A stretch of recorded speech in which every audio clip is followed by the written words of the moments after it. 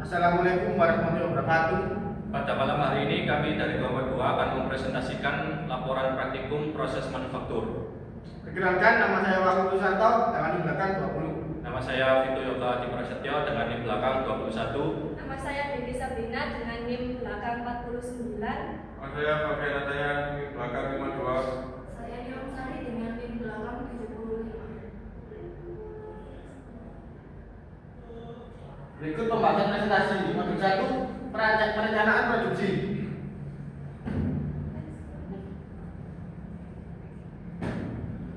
Perencanaan produksi berfungsi mengatur sumber daya agar jumlah produk sesuai permintaan, mencegah kelebihan atau kekurangan produksi.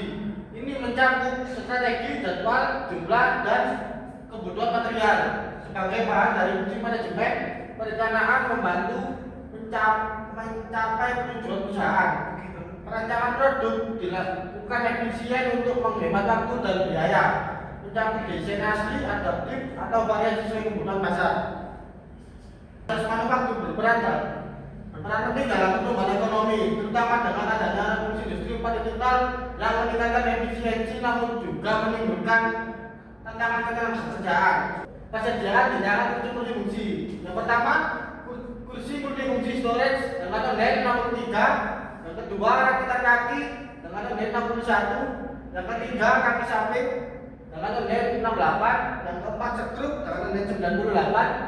Yang kelima, papan laci dengan NEN 56. Yang keenam, rakitan dudukan dengan NEN 86. Yang ketujuh, papan dudukan dengan NEN 71. Yang ke-8, sekrup dengan NEN 53. Yang ke-9, rakitan sandaran dengan NEN 69. Yang ke-10, papan sandaran dengan NEN 74. Yang terakhir, sekrup dengan NEN 61. Berikut desain multifungsi yang sebelah sini tapak atas, tapak samping, dan tapak depan. Struktur kursi multifungsi dengan level kursi multifungsi. Level 1, rakitan kaki, rakitan dudukan, rakitan sandaran. Level 2, kaki samping, sekrup, papan, sekrup, papan, sekrup. Nama material, bom. Nama komponen yang pertama kursi multifungsi, bahan yang digunakan fitur mahoni. Yang kedua, kaki samping, bahan yang digunakan plywood. Yang ketiga, sekrup. Yang keempat, papan laci, bahan yang digunakan plywood. Yang kelima, papan dudukan, bahan yang digunakan plywood. Yang keenam, sekrup. Dan yang ketujuh, papan sandaran dan yang terakhir, sekrup. Berikut material rekrutmen planning atau MRP dari kelompok kami dengan inventory ketersediaan 63. Proses manufaktur mengubah bahan mentah menjadi produk jadi melalui berbagai metode untuk menghasilkan produk yang efisien dan seragam. Berdasarkan perhitungan MRP produksi kursi multifungsi storage membutuhkan 8 komponen dengan kebutuhan kotor 2.280 unit dan waktu produksi dimulai pada bulan ke-9. Struktur bom terdiri dari 3 level dengan komponen utama seperti rakitan kaki, dudukan, sandaran, serta bagian detail seperti sekrup dan papan. Baik, kemudian kita masuk ke modul 2 yakni line balancing. Perusahaan harus meningkatkan produktivitas dengan menyeimbangkan kebutuhan pelanggan dan kapasitas produksi. Rakitan manual lebih mudah diseimbangkan dibanding fabrikasi yang memiliki waktu siklus mesin lebih panjang. Line balancing adalah metode untuk membagi beban kerja secara merata di setiap stasiun kerja guna meningkatkan efisiensi dan mengurangi waktu menganggur atau idle time. Bab 3. Untuk peta proses operasi terbagi menjadi 3 bagian, mulai dari rakitan sandaran, dudukan, dan juga rakitan kaki. Dengan total operasi berjumlah 12, inspeksi berjumlah 7, delay berjumlah 1, dan penyimpanan berjumlah 1. Kemudian pada data hasil pengamatan proses pengerjaan produksi, nomor 1 inspeksi awal dengan tax time 3 menit, 2 pengukuran dengan tax time 15,5 menit, 3 pemotongan dengan tax time 20,12 menit, penghalusan dan inspeksi 15 menit, perakitan 30,56 menit, penghalusan 18,42 menit, pengecatan 23,14 menit, dan terakhir inspeksi akhir berjumlah 1 menit dengan total touch time 126,7 menit. Kemudian untuk presence diagram terbagi menjadi 3 stasiun kerja dengan waktu siklus atau cycle time 59,68 menit. Kemudian untuk perhitungan pada bab 4, produksi per bulan diketahui berjumlah 185 kursi, produksi per hari 185 kursi dibagi 23 hari sama dengan 8 kursi per hari, dan untuk jumlah jam kerja 8 jam per hari. Nah, ini untuk bab presence diagram yang terbagi menjadi 3 stasiun kerja. Pada tabel flow forward. Begitu. Konsentrasi kita pecah.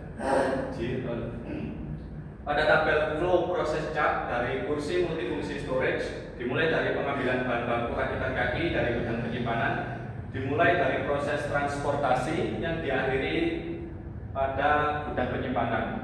Hal tersebut berlanjut pada masing-masing komponen. Kemudian untuk kesimpulan dari modul 2 land balancing ini adalah digunakan untuk menyelaraskan beban kerja antar stasiun agar proses produksi efisien.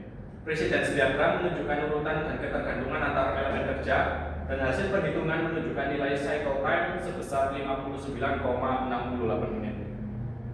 Baik, untuk modul 3 yaitu perancangan stasiun kerja.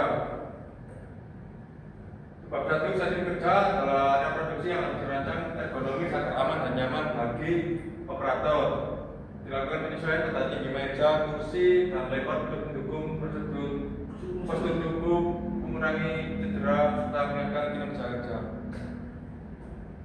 Bab 2 desain stasiun kerja yang ergonomis meningkatkan kenyamanan dan produktivitas. Ergonomi dan automobility digunakan untuk menyesuaikan ruang kerja dengan postur tubuh pekerja. Untuk data operasi kerja didapatkan rakitan laci dengan total 14,42 menit, dudukan 16,39 menit, dan rakitan kaki 95,93 menit.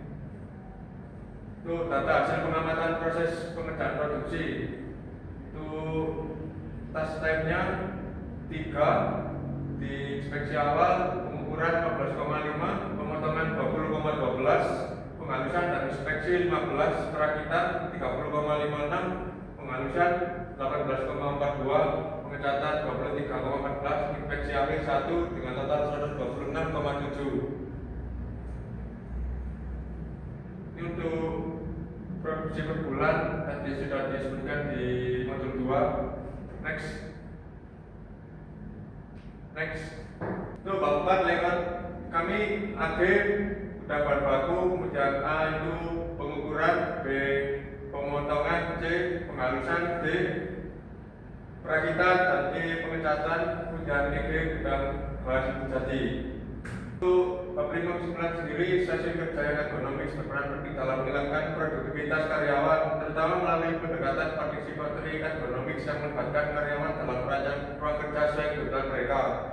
Dalam praktikum, proses manufaktur digunakan sebagai alat seperti sarung tangan, kacamata safety, gergaji, buat benda, table saw, meteran, penggaris siku, palu, dan kuas untuk menunjang proses kerja. Berdasarkan hasil pengolahan, data diperoleh cycle time sebesar 59,68 menit dengan jumlah stasiun kerja sebanyak 3 dan efisiensi stasiun kerja mencapai 100%. Kemudian di modul 4 yaitu adalah pengendalian kualitas. Di tengah persaingan bisnis yang ketat, industri konveksi dituntut menjaga kualitas produk guna memenuhi kepuasan konsumen dan bersaing di pasar. Kemudian pengendalian kualitas juga dilakukan melalui pengawasan menyeluruh selama proses produksi guna mencegah kecacatan dan menjaga konsistensi mutu produk dengan biaya yang efisien. Kemudian di bab 3 di sini yaitu ada kelalaian proses. Yang pertama yaitu penghalusan yang tidak sempurna, akibatnya yaitu permukaan kain yang kasar. Yang kedua, kegagalan pengeboran, akibatnya bekas lubang pada kayu. Yang ketiga, ukuran tidak presisi, akibatnya ukuran tidak sesuai desain. Yang keempat, perakitan tidak presisi, akibatnya yaitu permukaan kayu tidak rata. Yang kelima, hasil cat tidak merata, akibatnya warna tidak merata. Untuk standar kualitas produk, bagian produk kami ada lagi samping. Untuk standar kualitasnya yaitu bahan bagus dan kokoh. Yang kedua, papan laci, bahan bagus, kokoh dan presisi. Yang ketiga, papan dudukan, bahan bagus dan kokoh. Yang keempat, papan sandaran, bahan bagus. Kemudian ada karakteristik kecacatan. Yang pertama, penghalusan yang tidak sempurna. Penyebabnya yaitu kecacatan tersebut disebabkan saat proses penghalusan, dikarenakan mesin amplas aus, operator kurang terampil, tekanan tidak merata, dan kayu yang kasar. Yang kedua, lubang pada kayu. Kecacatan tersebut disebabkan saat proses pemasangan baut, yaitu kesalahan saat pengeboran atau pemasangan. Yang ketiga, ukuran tidak presisi. Penyebabnya yaitu kecacatannya disebabkan saat proses mengukur, yaitu posisi penggaris tidak lurus, kurang teliti dalam melihat ukuran.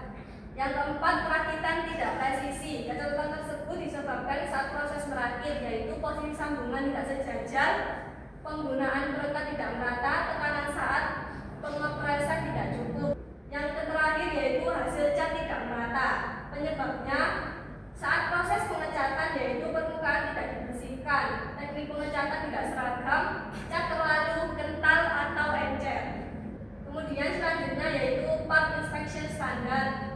Yang pertama, bagian produknya kaki samping dengan standar kualitas kayu, metode manual semua.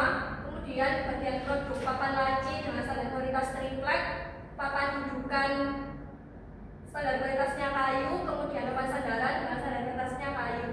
Kemudian yaitu jenis kecacatan produk. Yang pertama, penghalusan yang tidak sempurna dengan kuantiti 8, persentasenya 53%. Yang kedua, lubang pada kayu, kuantitinya 2, persentasenya 13%. Yang ketiga, ukuran tidak presisi, kuantiti 2, persentase 13%. Perakitan tidak presisi, kuantiti 2, persentase 13%. Hasil cat tidak merata, kuantiti 1, persentase 7%, dengan total 50, kuantitinya 15, persentasenya 100%. Kemudian untuk yang manusia, kurang terampil dalam teknik pengamplasan, kemudian kurang perhatian terhadap detail, kemudian ada lingkungan, pencahayaan yang tidak memadai, pergerakannya terbatas, kemudian untuk metode waktu penghalusan terlalu singkat, dan tekanan pengamplasan tidak konsisten. Kemudian untuk material, kualitas bahan kurang, dan permukaan kayu yang tidak merata sejak awal. Kemudian hasil analisis fishbone diagram yaitu jenis defect. Yang pertama, penghalusan yang tidak sempurna. Penyebabnya mesin amplas aus, operator kurang terampil, tekanan tidak merata, dan kayu kasar. Solusinya ganti amplas secara berkala, pelatihan pengamplasan, inspeksi permukaan secara rutin. Yang kedua, lubang pada kayu. Penyebabnya kesalahan saat pengeboran atau pemasangan. Solusinya pelatihan pengeboran, perencanaan pemasangan baut di tempat yang pas. Yang ketiga, ukuran tidak presisi.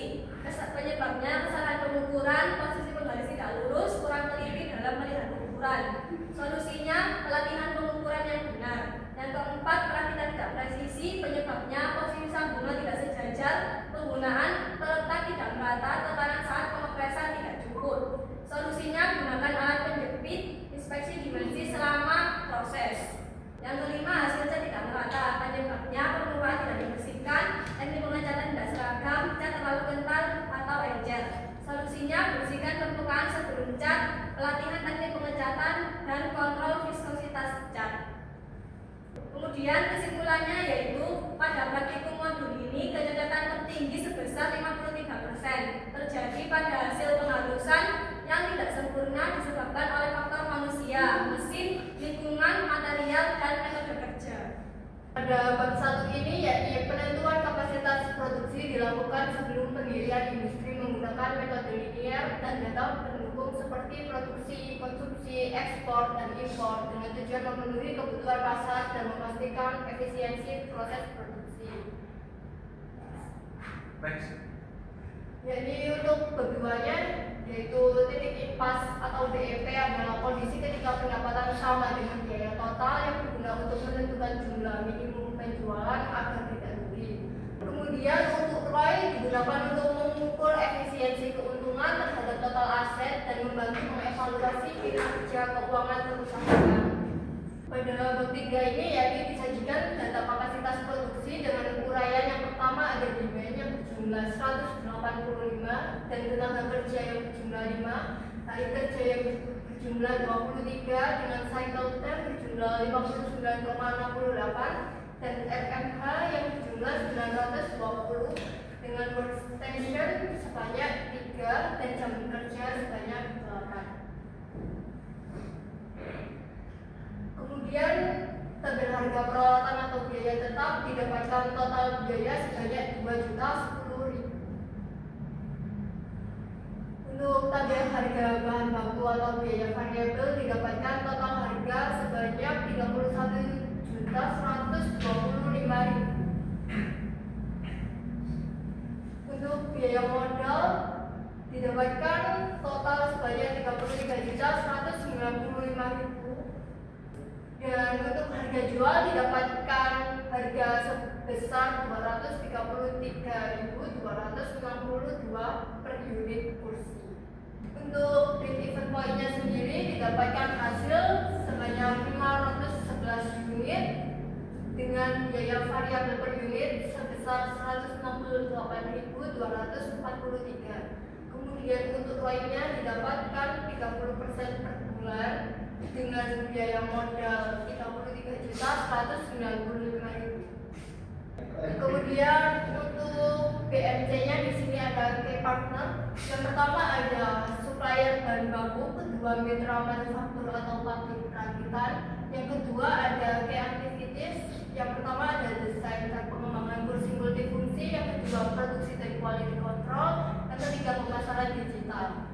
Untuk value propositions-nya yakni yang pertama kursi dengan desain minimalis dan menghemat ruang, cocok untuk rumah minimalis. Yang kedua material berkualitas dan tahan lama, harga terjangkau dengan desain yang premium. Kemudian untuk customer relationship-nya yang pertama layanan keamanan cepat tanggap, yang kedua garansi produk dan retur barang, yang ketiga edukasi dan inspirasi melalui media sosial. Untuk customer segment-nya yang pertama pasangan muda atau keluarga kecil di rumah minimalis, yang kedua mahasiswa atau karyawan yang tinggal di kos, yang ketiga perusahaan co-working space. Untuk channelnya ada di toko online, website resmi, media sosial.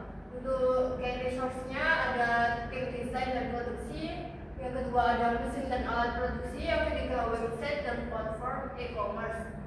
Untuk cost strukturnya harga jual didapatkan 233.265, kemudian BEP-nya 511 unit, untuk ROI-nya 30% dengan biaya total 33.195.000. Dengan revenue stream-nya penjualan langsung produk kursi multifungsi, pre-order, kursi custom, paket bundling, furniture, hemat uang.